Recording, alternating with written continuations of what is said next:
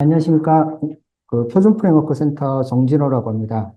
이번 시간에는 MSA 공통 컴포넌트 및 표준 프레임워크 부트스타터에 대해서 소개하고 시연하는 시간을 가지도록 하겠습니다.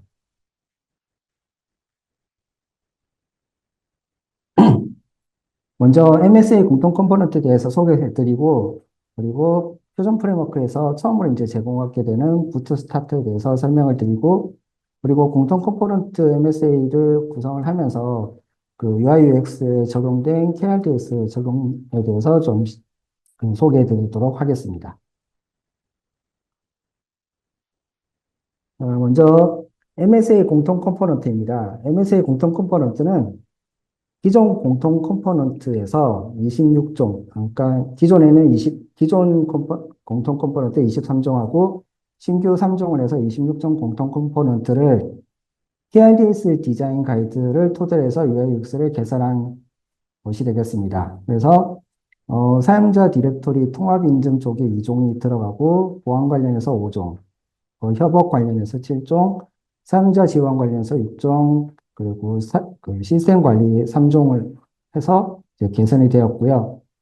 기존의 그 모바일 신분증에는 모바일 운전면허증이라고 해서 한 종만 들어가 있었는데 여기에 모바일 국가보훈 등록증과 재외국민 신원 확인증까지 추가해서 제공하게 되었습니다. 그리고 오픈서치 연동 검색 엔진은 이제 추가를 했고요. 그리고 이 모든 것들을 MSA 서비스 아키텍처를 기반으로 스프링 부트를 베이스로 했으며, 그리고 데이터베이스 연결에는 JPL을 사용했고, 어, 그 기존의 그 표준 프레임워크에서 제공하고 있던 간소화 서비스를 부트스타트로 이제 개설한 것들을 이제 적용했으며, 그 JSP가 아닌 그 타임리프를 이용해서 그 클라이언트 화면을 구성을 했습니다. MS 공통 컴포넌트에 적용된 오픈소스 라이브러리 버전들은 보시는 표와 같이 자바 같은 경우는 1.8, 아직까지는 1.8 기반으로 이제 진행을 하고 있고요. 오픈서치 연동 검색 같은 경우는 10일 이상 써주시면 될 것 같습니다. 그리고 스프링 부트는 2.7.18 버전이고요. 클라우드는 2021년 0.9 버전이고, 이제 도커나 오픈서치 버전, 그리고 그 파이썬 같은 경우도 오픈서치 연동 검색 그 모듈 익스포트 할 때 사용하기 때문에 이제 같이 들어가 있는 걸로 되어 있습니다. 자, MSA 공통 컴포넌트 구성입니다. 전체적인 구성을 이제 표로 나타내어 봤는데요. MSA 구성이다 보니까 제일 먼저 이제 그 서비스 디스커버리 유레카 서비스와 그리고 그 설정들을 공통으로 관리하게 되는 컨피그 서버, 그리고 그 게이트웨이를 이제 기반으로 하고 있고, 그리고 메인 화면을 구성하기 위해서 헤더나 뭐 메뉴, 컨텐츠 영역, 그 부터를 구성하기 위해서 메인 화면을 제공하는 서비스 하나랑, 그리고 나머지 아래쪽에 있는 것들이 다 각각의 그 서비스가 되겠습니다. 음,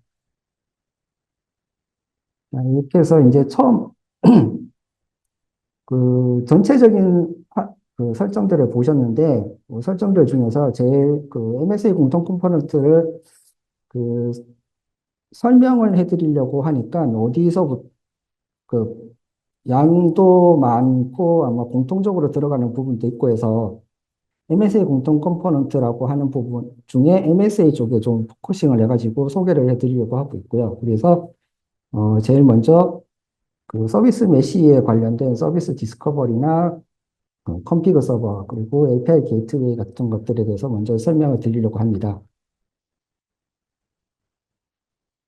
그래서 주요 기능 중에 제일 먼저 나오는 게 이제 서비스 디스커버리 쪽인데요.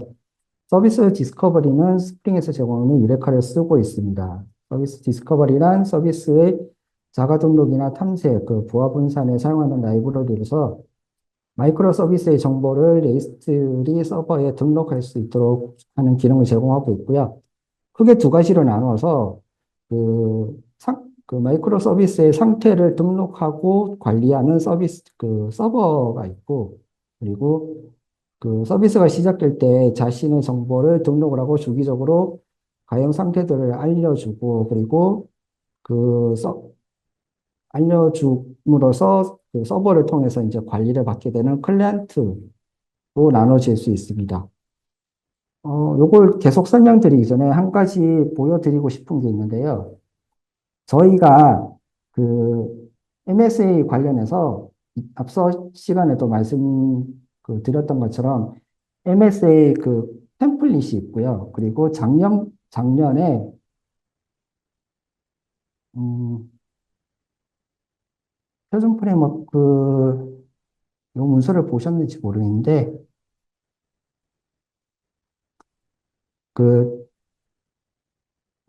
표준 프레임워크 포털 알림마 등의 관련 참고 문서 쪽에 2024년도로 해서 그 MSA 적용 개발 가이드라고 해서 이전에 그 MSA 템플릿과 다르게 그 스프링 클라우드 기반으로 어떤 식으로 MSA 환경을 구성할 수 있고, 그리고 도커를 이용해서 이제 그 이미지로 변환을 해서 클라우드 플랫폼을 어떤 식으로 배포할 수 있는지까지의 가이드를 작년에 이제 제공을 했었습니다. 아마 이 가이드가 근데 이제 가이드로만 존재하기 때문에 이걸 베이스로 해서 기존의 공통 컴포넌트의 내용을 그 새로 이렇게 구성을 했다라고 보시면 될 것 같습니다. 그래서 지금 말씀드리고 있는 이런 이런 설명들에 대해서는 아까 앞서 보셨던 여기 이 가이드 문서에 훨씬 더 자세하게 나와 있으니 이후에도 이 가이드 문서를 좀 참고해 주셨으면 좋겠습니다. 계속 설명을 드리겠습니다. 그래서 일단 유레카 서버를 설정하기 위해서는 그 라이브러리를 먼저 추가합니다. 스프링 클라우드 스타터 넷플릭스 유레카 서버라고 하는 라이브러리를 추가를 하고요. 그리고 관련된 설정들을 추가를 합니다. 어플리케이션.야물 파일로 추가를 하고, 그리고 부트, 스프링 부트 환경으로 만들어진 이제 그 프로젝트에 이 enable 유레카 서버라고 하는 어노테이션을 붙여주면서 유레카 서버에 대한 설정은 끝이 납니다. 그리고 유레카 클라이언트에 대한 설정들은 그 여기 스프링 클라우드 스타터 넷플릭스 유레카 클라이언트라고 하는 라이브러리를 홈.xml 파일에 추가를 하고요. 그리고 그 같은 방식으로 어플리케이션.yaml 쪽에 이제 설정을 추가하게 되는데 제일 먼저 서버에 대한 포트를 지정을 할 수 있는데 MSA 환경이다 보니까 각각 서비스에 대해서 포트를 지정할 수 있는데 유레카 서버를 이용해서 로드 밸런싱이 가능하게끔 하기 위해서 랜덤 포트, 즉 0번으로 해서 지정을 하게 되면 포트가 이메일 포트가 할당이 되고요. 유레카가 등록될 때 서비스명으로 등록되기 때문에 이제 한- 여러 개가 연결돼 있더라도 나중에 서비스명으로 요청을 받아서 요청 처리를 진행할 수 있게 해주게 됩니다. 즉 로드 밸런싱을 유레카 서버를 통해서 해줄 수 있기 때문에 포트 번호를 0번으로 지정을 했고요. 그리고 그 클라이언트 쪽에서 설정해야 될 정보들을 이제 같이 어플리케이션.yaml 파일에 지정을 합니다. 이때 중요한 게 유레카.instance.instance id라고 하는 아이디를 부여를 하는데 이 아이디가 아까 랜덤 포트로 그 구성을 했을 때 그 요청을 받게 되는 서비스명 고유 아이디 식별자가 되게 됩니다. 이렇게 이제 설정을 하고 나서 클라이언트 쪽 활성화를 할 때는 Enable Discovery Client라고 하는 노테이션을 써서 사용합니다. 이게 예전에 그 유레카를 써보신 분들은 알겠지만 Enable 유레카 클라이언트라고 하는 어노테이션이 있었는데 그거는 단순히 이제 유레카 서버와 연동하기 위한 어노테이션이었고 그 어노테이션이 좀 더 확장된 개념으로 제공되는 게 디스커버리 클라이언트라고 하는 어노테이션이 되겠습니다. 이렇게 해서 그 각 서비스들의 앞서 보여드렸던 이 각각 서비스들에 대해서 클라이언트들을 다 지정을 하고 그리고 유레카 서버를 기동을 시켜서 유레카 서버를 기동시키면 기본 포트가 8761번이 되거든요. 그러니까 로컬호스트에 8762번에서 들어가 보면 등록되어 있는 서비스들이 이렇게 보여지게 됩니다. 이렇게 해서 간단하게 이레카 서버를 이제 설정을 했고요. 그리고 그 다음에 보여드릴 게 컴피그 서버입니다. 컴피그 서버 같은 경우는 그 클라우드 컴피그를 활용하는데요. 외부 설정을 중앙 집중식으로 관리할 수 있게 해주는 구성이 되겠습니다. 그리고 서버 클라이언트 환경 구조를 해서 제공하게 되고요. 그 서버 같은 경우는 설정을 이제 저장을 하고 제공을 하고, 그리고 클라이언트에서 설정을 받아서 사용하는 형식으로 활용하실 수가 있습니다. 클라이언트 서버 설정은 컴피그 서버와 컴피그 클라이언트 설정은 앞서 유레카 설정과 마찬가지로 그 서버에서 필요한 라이브러리를 추가를 하고요. 그리고 설정 정보를 추가를 해줍니다. 야물.어플리케이션, 어플리케이션.야물 파일에다 여기 프로파일에 대한 정보를 기록을 하는데 그, 네이티브라고 해서 기록을 하게 되면, 설정을 하게 되면 로컬 파일 시스템을 기반으로 하는 저장소를 사용하고 이게 원래 디폴트라고 하는 또 설정이 있습니다. 디폴트를 하게 되면 얘가 기본적으로 GitHub를 기반 저장소로 사용하기 때문에 디폴트는 배제하고 일단 네이티브로 해서 구성을 하게 했습니다.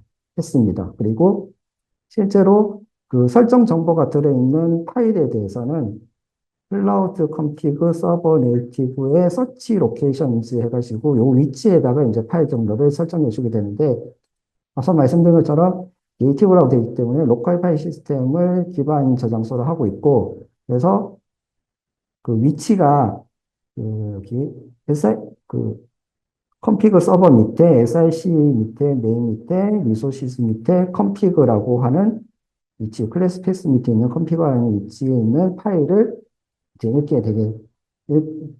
이제 설정을 해 주었습니다.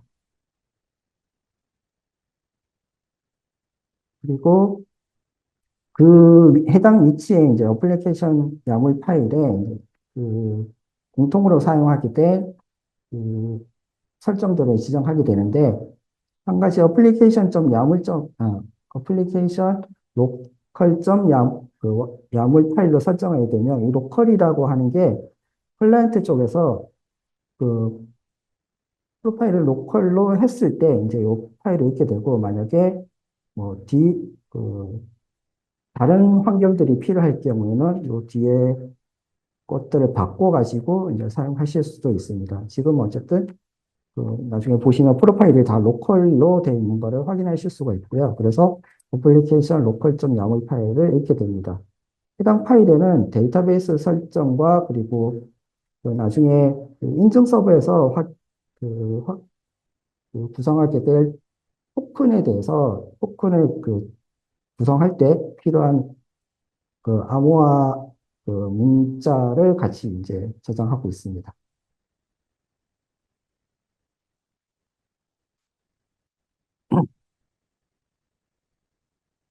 컴피그 서버 활성화는 enable configure 서버라고 하는 어노테이션을 통해서 이제 활성화가 됐고요. 클라이언트 설정은 다른 것들이 별도로 필요하다기보다는 실제로 이제 앞에서 이렇게 설정해줬던 정보들을 해당 위치에서 이제 가져와야 되는데, 그러려면 제일 중요한 게 여기 서비스의 컴피그의 임포트라고 해가지고 그 이제 컴피그 서버의 위치를 이렇게 지정을 해줘야 됩니다. 그리고 컴피그 서버의 그 위치를 지정하게 되면 컴피그 서버는 컴피그 서버의 그러니까 어플리케이션 야물 파일에서 해당 실제로 제공해야 될 실제로 제공해야 될 파일에 대한 이제 경로를 여기서 받아오고요. 그리고 어플리케이션 로컬.yaml 파일에서 이제 파일에 대한 설정 정보들을 가져와서 보여지게 됩니다.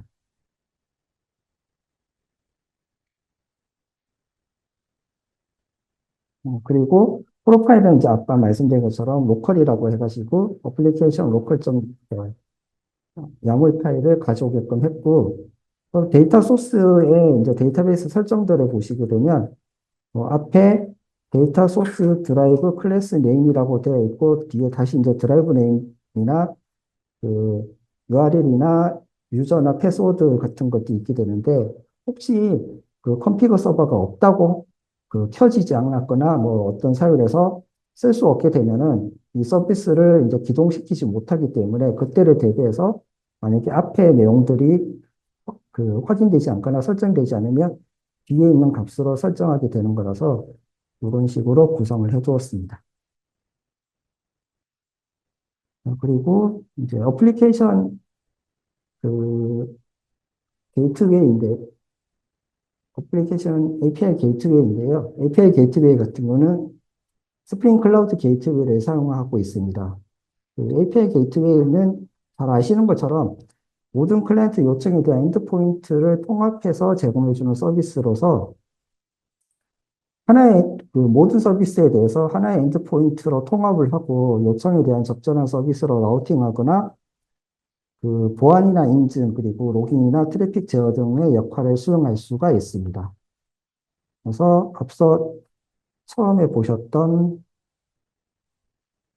구성에서 API 게이트웨이가 이제 클라이언트 쪽에서 제일 먼저 들어와서 접속하게 되는 곳이 되겠습니다.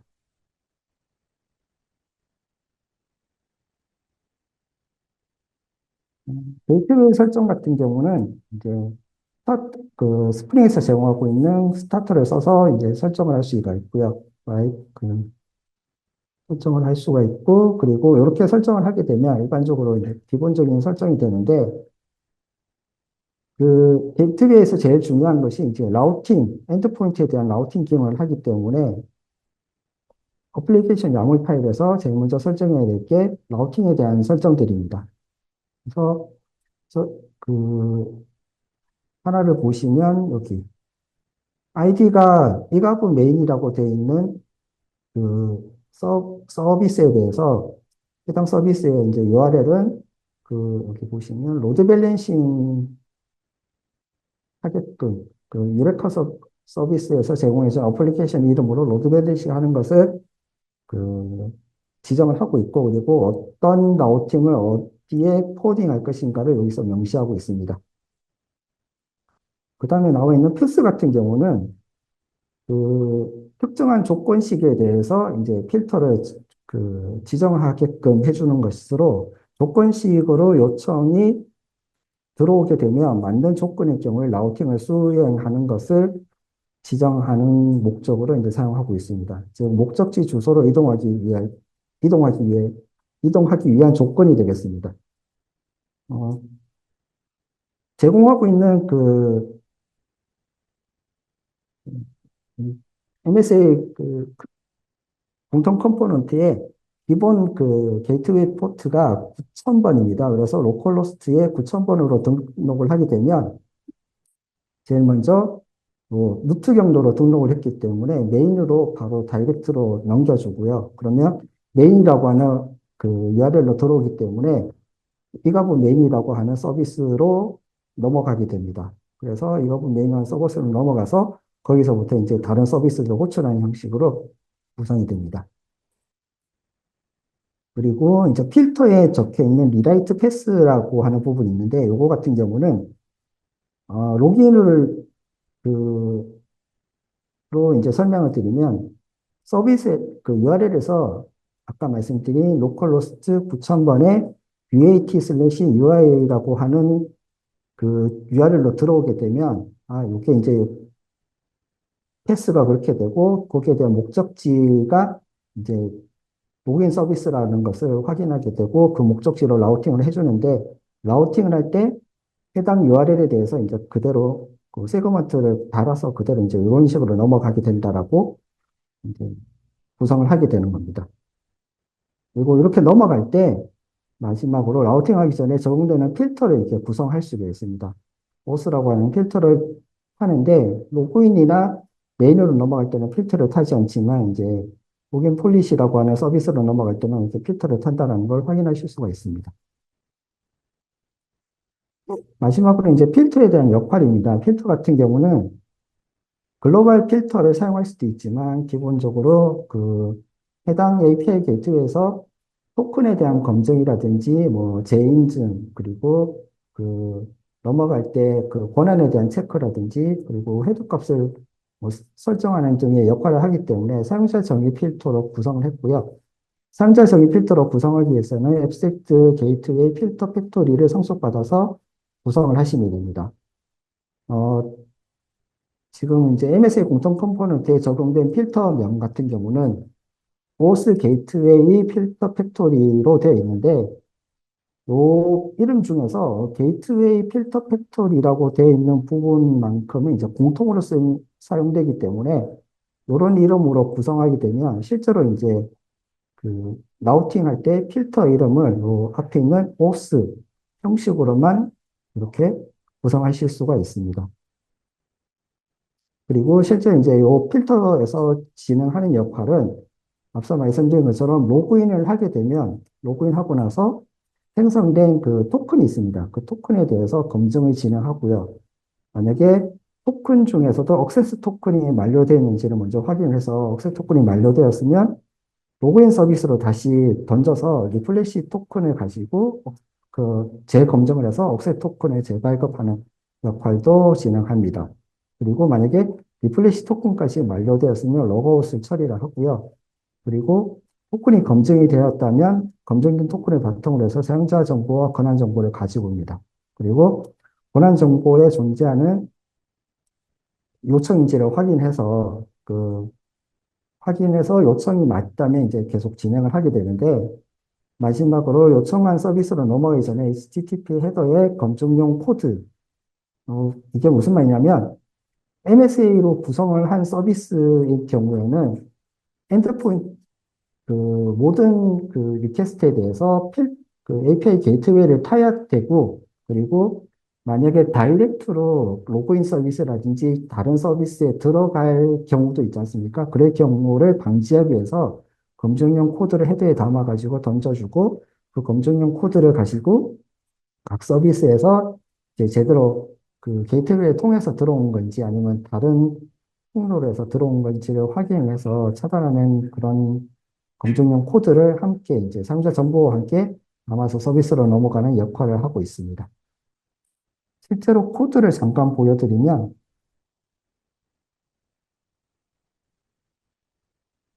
제가 다른 걸 켜놔가지고요. 잠깐 바꾸겠습니다.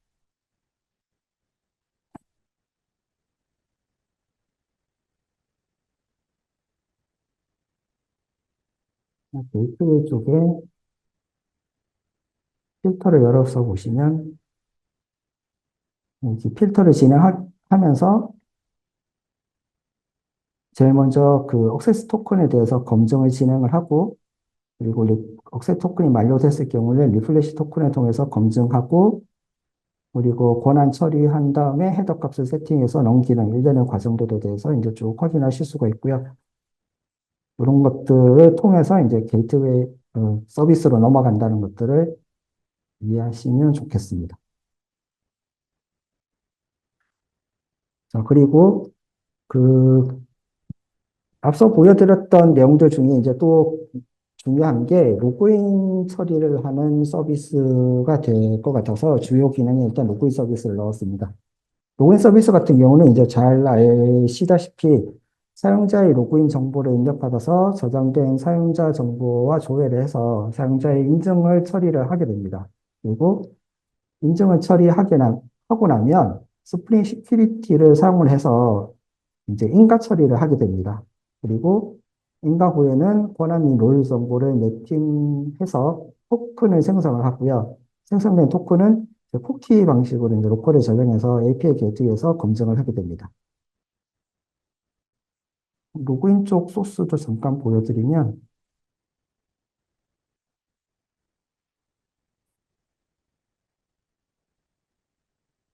실제로 로그인하면서 로그인을 하게 되면 그 액션 로그인이라고 하는 URL로 들어오게 되고요. UAT UI 밑에 액션 로그인이라고 하는 여기에서 이제 그냥 먼저 그, 인증을 먼저 하게 됩니다. 요 인증하는 방식은 기존의 공통 컴포넌트에 있는 인증 방식과 동일하고요. 인증 인가를 동시에 그 시큐리티에 써서 하지 않는 이유는 기존의 인증 인가 방식이 그 기존 공통 컴포넌트 두 개로 나눠져 있습니다. 인증은 아이디 패스워드를 받아서 패스워드를 암호화 처리를 해서 기존에 저장되어 있는 패스워드와 동일한지를 확인해서 이제 1차를 인정을 하게 되고, 그리고 그 기존 공통 컴포넌트는 필터를 만들어서 필터에서 이제 그, 시큐리티 필터 체인을 통해서 이제 검증하는 방식으로 진행되는데, 여기에서는 그 간단하게 좀 더 간단하게 일단 그 토큰을 만들고 그 이후에 검증을 그 시큐리티에서 제공하는 토큰을 만들고 그걸로 검증을 진행하고 나서 검증이 완료되면 억세스 토큰과 리플래시 토큰을 만들고 그것들을 쿠키에 담아서 던져지는 형식으로 구성이 되어 있습니다. 요 권한 처리하고 시큐리티 설정에 대한 부분들은 나중에 그 뒤쪽에 그 부트스타터 쪽에서 다시 한번 더 설명드리겠습니다. 자, 그렇게 하는데 그렇게 만들어지는 토큰은 이제 기본적으로 JWT 토큰을 이라는 형식으로 구성을 하게 됩니다. 즉, 사용자 인증을 제이슨 형식으로 담아서 서버와 클라이언트 간에 안전하게 전달하기 위한 토큰 기반 인증 방식인데요. 제일 많이 쓰고 있는 방식이라서 저희도 똑같이 구성을 했고, 뭐 토큰 같은 경우는 크게 세 가지 구성 요소로 이루어져 있습니다. 헤더와 페이로드와 시그니처 부분으로 되어 있는데, 헤드에는 토큰의 타입과 그 해싱 알고리즘 정보 같은 것들을 담게 되어 있고요. 페이로드 쪽에 이제 사용자에 대한 정보하고 클레임 같은 것들을 이제 담아두게 됩니다. 그리고 시그니처에는 위조 방지를 위한 서명이 이제 들어가게 되는 거고요. 그래서 실제로 그 로그인을 하고 생성된 토큰을 그 보게 되면 이제 이런 식으로 토큰이 보여지게 되고 그 토큰은 실제로 검증하는 사이트 같은 데서 토큰을 열어서 검증을 해보면 알고리즘과 이제 그 헤드에는 알고리즘에 대한 정보가 들어가고 페이로드에는 그 유저에 대한 정보들하고 그리고 권한에 대한 정보를 이렇게 넣어놨습니다. 음, 그 유저에 대한 정보와 권한에 대한 정보들은 보통 여기 페이로드에 중요한 정보를 넣지 말라고 하고 있습니다. 이 토큰 같은 경우는 어떤 뭔가를 전달하기 위한 수단이 아니고 단순히 인증을 하기 위한 수단이기 때문에 중요한 정보를 넣지 말라고 되어 있는데 그래도 최소한의 정보는 필요할 것 같아서 아이디와 뭐 유저네임이라든지 권한에 대한 정보들을 넣었는데 그냥 넣, 그냥 넣기는 그래서 이제 시큐리티 간소화 서비스를 이용해서 암호화를 한번 해서 이제 이렇게 저장을 하는 형식으로 구성을 했습니다. 여기까지 해서 기본적인 설명, MSA 공통 컴포넌트 구성에 대한 기본적인 설명을 드렸고요. 아까 다시 소스를 한번 보시면,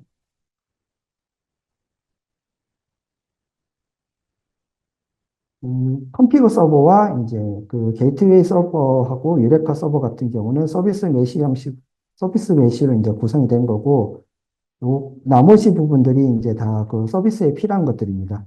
그 중에서 메인 같은 경우는 이제 그 화면 구성을 위해서 필요한 서비스이기 때문에 제외를 하고요. 나머지는 서비스로 되어 있는데, 원래는 그 권한 설정 쪽에 보시면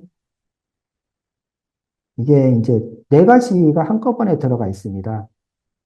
그래서 처음 구성으로 다시 돌아가서 여기에 보안 쪽에 보면 권한 관리라든지 권한 그룹 관리든 그룹 관리, 롤 관리가 하나의 그 서비스로 묶여져 있는데 원래는 요 각각들을 하나씩 하나씩 별도로 구성을 했었습니다. 근데 그렇게 하다 보니까 기동돼야 될 서비스 숫자가 너무 많아져 가지고 다시 한 번씩 묶었는데 묶더라도 별도로 따로따로 쓰실 수 있게끔 각각의 엔티티와 레파지토리 서비스 그리고 유틸리티와 웹 서비스까지 한 세트씩 이렇게 다 구성이 되어 있거든요.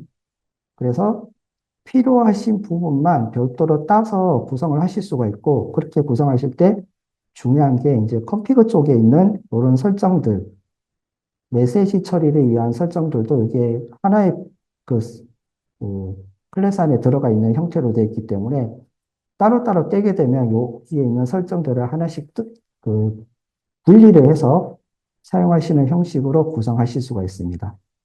그리고 이거는 이제 HTML 태그 필터를 사용하기 위해서 구성된 것 때문에 공통으로 쓰실 수 있고요. ID 제너레이션 같은 경우도 각각에 사용하고 있는 서비스들을 한 번에 묶어 놓기 때문에 필요한 부분들만 이제 분리해서 사용하시는 형식으로 쓰실 수가 있습니다. 그렇게 사용하실 수 있게끔 구성이 되어 있다는 걸 일단 말씀을 드리고, 이제 다음으로 넘어가겠습니다. 마지막으로 모바일 신분증인데요. 모바일 신분증 같은 경우는 앞서 보셨던 내용처럼 기존의 모바일 운전면허증에다 국가보훈증과 재외국민 신원확인증 기능까지 추가된 형태로 구성을 했고, 이렇게 구성되어 있는 서비스는 실제 소스 코드상에서 여기 이가부 모바일 아이디라고 하는 서비스를 이용하시면 되는데, 어, 나중에 저희 GitHub에 배포되어 있는 것과 좀 다른 게 여기 설정들이 GitHub에는 아마 모바일 신분증에서 제공해주는 기본 샘플이 그대로 들어가 있을 겁니다. 요거 같은 경우는 각각의 여기 개발 지원 센터를 통해서 이, 이것들에 대한 이제 정보를 등록을 하고 거기에 맞는 파일을 받아서 설정을 해야만 제대로 이제 동작할 수 있기 때문에 여기 개발 지원 센터를 이용하셔가지고 진행을 하시면 되겠습니다. 마지막으로 이제 구동 방법인데요. 앞서 말씀드린 것처럼 구동을 하기 위해서는 컴피그 서버의 데이터베이스 설정을 먼저 확인하셔야 됩니다. 컴피그 서버에 데이터베이스 설정들이 들어가 있기 때문에 먼저 여기서 확인하시고, 그리고 기존 공통 컴포넌트의 데이터베이스를 그대로 활용을 하고 있는데, 보안 관련된 메뉴 같은 경우는 권한 관리라든지 뭐 권한 그룹 관리, 롤 관리 부분이 기존 데이터베이스를 활용했을 경우에는 데이터의 어떤 형태라든지 그런 것들이 안 맞기 때문에 이제 별도로 테이블을 하나 구성을 했습니다. 그래서 실제로 권한 쪽에 보시면 스크립트라고 하는 폴더가 하나 있고요. 여기에 일단 MySQL로 되어 있는 스크립트들을 제공하고 있거든요. 여기에 있는 테이블들을 새로 구성을 해 주셔야 이제 제대로 동작을 하게 됩니다. 검색 엔진 부분도 마찬가지인데요. 검색 엔진 쪽에서도 검색 엔진을 활용하기 위해서 필요한 테이블들이 따로 있습니다. 마찬가지로 검색 엔진은 이가브 서치라고 하는 서비스거든요. 여기에도 스크립트라고 해서 여기에 별도로 따로 있기 때문에 이것들을 그 따로 만들어 주셔야만 이제 제대로 동작이 됩니다. 이렇게 이제 데이터베이스와 테이블 구성들을 하고요. 제일 먼저 유레카 서버를 기동을 시킵니다. 그리고 컴피거 서버를 기동시켜서 필요한 설정들을 이제 쭉 가져오게끔 해두고, 그리고 게이트웨이를 설정시키고, 기동을 시키고, 나머지는 이제 서비스 순서대로 기동하는 형식으로 되겠습니다. 이렇게 해서 MSA 공통 컴포넌트 소개에 대해서 이제 마치고요. 다음으로는 부트 스타트에 대해서 잠깐 설명드리겠습니다. 스프링 부트 스타터가 있습니다. 잘 아시는 것처럼 기존의 특정한 기능들을 구현하는데 필요한 라이브러리를 패키징해서 의존성 묶음을 이제 제공하는 형식입니다. 그래서 프로젝트를 보다 신속하게 시작하고 실행하는데 필요한 많은 종속성이 포함되어 있으며 일관되게 지원 관리되는 종속성 세트를 제공합니다.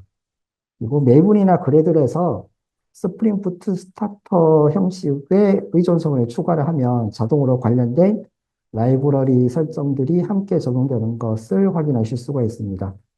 제일 많이 쓰는 것들이 이제 스프링 부트 스타터 웹이나 아니면 데이터베이스 JPA를 처리하기 위해서 스프링 부트 스타터 데이터 JPA, 그리고 시큐리티 설정을 하기 위해서 사용하는 부트스타터 시큐리티 배치 처리에서 사용하는 부트스타터 배치, 그리고 타임디프 뷰를 이용해서 MVC 웹 어플리케이션을 구축하기 위해서 제공되는 그 부트스타터, 그 타임리프, 그리고 어플리케이션 테스트를 하기 위한 부트스타터 테스트 같은 것들이 많이 쓰이고 있습니다.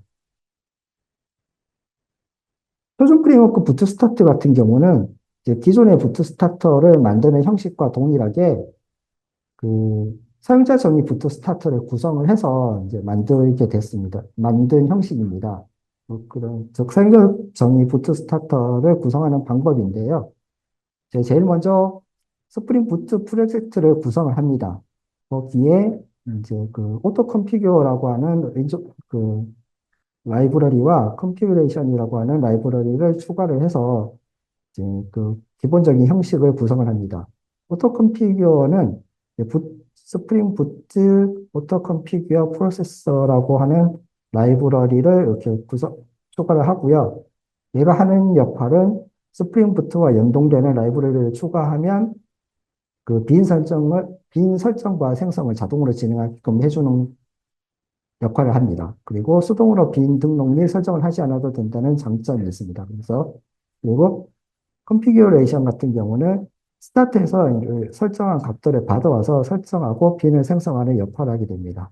즉, 일단 그 사용자 정의 부터 스타트를 구성하기 위해서는 이 두 가지 음, 라이브러리를 추가를 하고요. 자, 그 다음으로 이제 자동 구성 클래스를 작성합니다.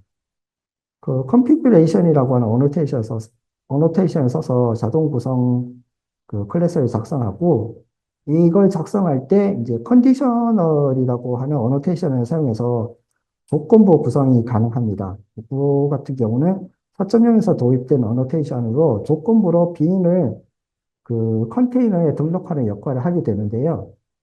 그 종류는 뭐 프로파일, 뭐 클래스 빈, 뭐 프로퍼티, 리소스 컨디션즈라고 하는 형태로 이제 제공이 되고 요거 말고 다른 것들도 좀 있는데요. 많이 쓰는 것들 이런 것들이어서 가져왔습니다. 그래서 그중에서도 좀 많이 쓰는 게 클래스 부분에 대한 것들인데 프로젝트 내 지정한 클래스의 존재 여부를 확인한 뒤에 빈에 등록할지 말지를 이제 판단하게 됩니다. 그래서 그 없을 경우 클래스 레벨 검증 없이 빈 메서드만 생성했을 경우에 불필요하게 컨피그레이션 클래스가 빈으로 등록되기 때문에 클래스 검증이 필요하거든요. 그래서 이제 여기 보시면 컨디션 온 클래스 혹은 컨디셔널 온 미싱 클래스라고 해서 클래스가 있을 경우에 등록하겠다 아니면 클래스가 없을 경우에 등록하겠다라는 형식으로 조건부로 빈을 등록할 수 있는 설정들을 구성하실 수가 있습니다. 이게 빈도 마찬가지인데요. 특정 빈이 있는지 특정 빈이 없는지를 판단을 해서 등록하게끔 할 수도 있고, 특정 프로퍼티나 리소스에 있는 정보들을 이제 가져와서 그 정보들에 있는지를 판단한 뒤에 빈으로 등록하게 해주는 컨디셔널 온 프로퍼티나 컨디셔널 온 리소스 어노테이션도 있습니다. 이렇게 해서 그 컨피그레이션 어노테이션 써서 자동 구성 클래스를 작성하고 맨 마지막으로 스프링 그 팩토리즈 파일을 구성을 합니다. 스프링 팩토리즈 파일을 스프링 부트의 자동 구성 시스템의 핵심 메타 데이터 파일로서 항상 요 위치에 있어야 됩니다. 클래스 패스 내에 있는 메타 IMF를 만들고 그 밑에 스프링 팩토리즈라는 파일을 만들어서 위치를 시킵니다. 해당 파일은 이제 스프링 부트가 기동이 될 때 이 파일을 기반으로 해서 자동 수정 클래스나 초기화 클래스, 리스너 등들 로드하게 돼 있는데요. 예로 이제 저희가 제공하고 있는 그 부트 스타터 중에 시큐리티 부트 스타터가 있습니다. 그 같은 경우는 그 스프링 팩토리 내에 이제 org 이가우 프레임 부트 시큐리티 이가브 시큐리티 컨피그레이션이라고 하는 클래스가 이제 자동 설정 클래스라고 하는 거를 명시를 해주게 되는 겁니다. 이런 형식으로 구성을 해야 된다. 그러면 이제 이렇게 구성한 그 부트 스타터 같은 경우는 빈으로 등록이 되고 빈으로 등록이 될 때 그 컨피그레이션 서버에 있는 설정들을 읽어가지고 거기에 있는 빈들도 함께 등록을 해주는 역할을 하게 됩니다. 이제 그 사용자 정의, 그 사용자가 그 커스텀에서 부트 스타트를 만드는 방법을 말씀을 드렸고요. 실제로 그 표준 프레임워크에서 제공하는 부트 스타트에 대해서 말씀드리겠습니다. 기존에 저희가 제공하고 있는 간소화 서비스가 있습니다. 그 암묵화를 하기 위한 크립토 간소화 서비스가 있고요. 그리고 스프링 시큐리티 설정을 간소화해서 제공하고 있는 시큐리티 설정 간소화, 그리고 세션 방식 접근 제어 간소화 서비스가 있는데, 요 세 개 서비스를 부트스타트로 제공을 하고 있습니다. 그중에서 먼저 이제 크립토 부트스타트를 보게 되면, 아리아 방식 블록 암호라든지 아리아 방식 블록 암호 알고리즘 기반으로 암묵화 설정을 간소화할 수 있는 방법을 제공하고 있습니다. 사용하시는 방법은 간단한데요. 이 부트스타터를 이제 설정을 합니다. 이렇게 이가 ORG 이가부 크립토 스프링 부트스타터라고 하는 아티팩트 아이디로 된 라이브러리를 추가를 하고, 그리고 그 어플리케이션 야물 파일이나 어플리케이션 프로퍼티스 파일에 이제 이 ORG 이가부 프레임 크립토 알고리즘, 알고리즘 키 해시라고 하는 설정을 추가를 함으로써 이제 모든 설정은 끝납니다. 훨씬 예전에 했던 것보다 훨씬 간단하게 설정을 하실 수가 있습니다. 이 중에서 이제 이 ORG 이가부 프레임 크립토라고 하는 부분은 이 그 해당 부트 스타트에 이제 프리픽스로 그 제공하고 있고, 실제로 요 이름에 맨 뒤에 붙어 있는 요 키 값을 베이스로 해가지고 속성 정보를 활용하고 있습니다. 기존 설정과의 달라진 점은 기존 설정에 있던 이니셜이라든지 크립토, 그리고 크립토 프로퍼티 로케이션이라고 하는 설정을 이제 삭제를 했습니다. 삭제한 이유가 크립토 같은 경우는 암호화 여부를 true, false를 이제 지정해 주는 건데, 암호화를 하기 위해서 이제 사용을 하기 때문에 그 속성은 의미가 없다라고 생각을 했고요. 그리고 이니셜 같은 경우도 글로벌 프로퍼티스 내에 URL이나 유저네임, 패스워드 값을 로드에서 이제 요 값을 암호화된 것들을 쓰겠다라고 하는 어떤 설정인데, 이것도 예전에는 이제 필요했을지 모르겠지만 지금은 그냥 요 설정을 통해서 기본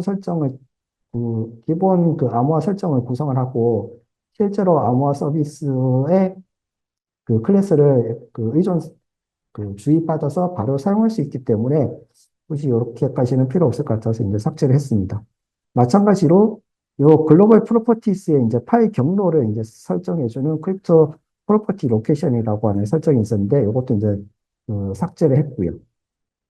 그래서 이러한 그 설정이 여기 알고리즘이나 키 해시값 요거 세 가지가 되고요. 그리고 암호화 키의 블록 사이즈 같은 경우는 디폴트로 1024를 설정을 해뒀기 때문에 선택적으로 이제 사용하실 수가 있습니다.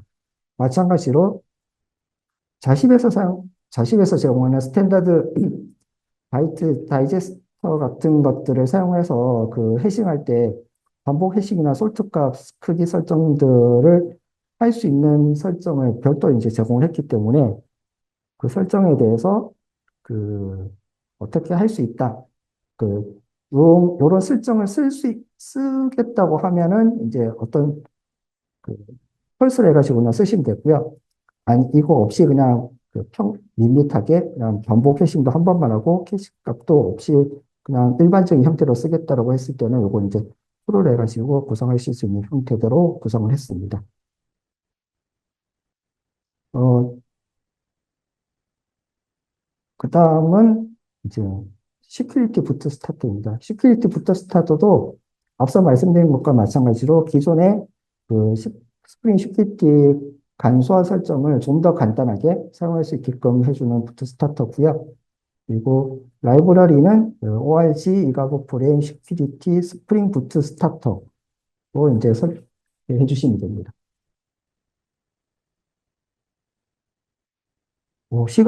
설명하다 보니까 시간이 많이 지났는데요. 좀 빠르게 넘어가겠습니다. 마찬가지로 이제 야물 파일에서 이제 그 설정들을 이렇게 구성을 하실 수가 있고요. 중요한 거는 그 시큐리티나 세션 같은 경우는 글로벌 OS 해가지고 시큐리티나 세션이라는 걸 꼭 명시를 해줘야 된다는 거. 이게 제일 중요합니다. 나머지 설정들은 앞서 크립토에서 보셨던 것과 동일하고요. 인증인가 같은 경우는 여기서 자세히 설명드린다고 했는데, 이 장표를 보시면 기존의 필터를 사용해서 하는 것들을 이제 배제를 하고 로그인을 하고 나서 토큰을 만들어서 토큰을 가지고 어플리케이션 컨텍스트에서 그 간소화 서비스를 통해서 시큐리티 설정된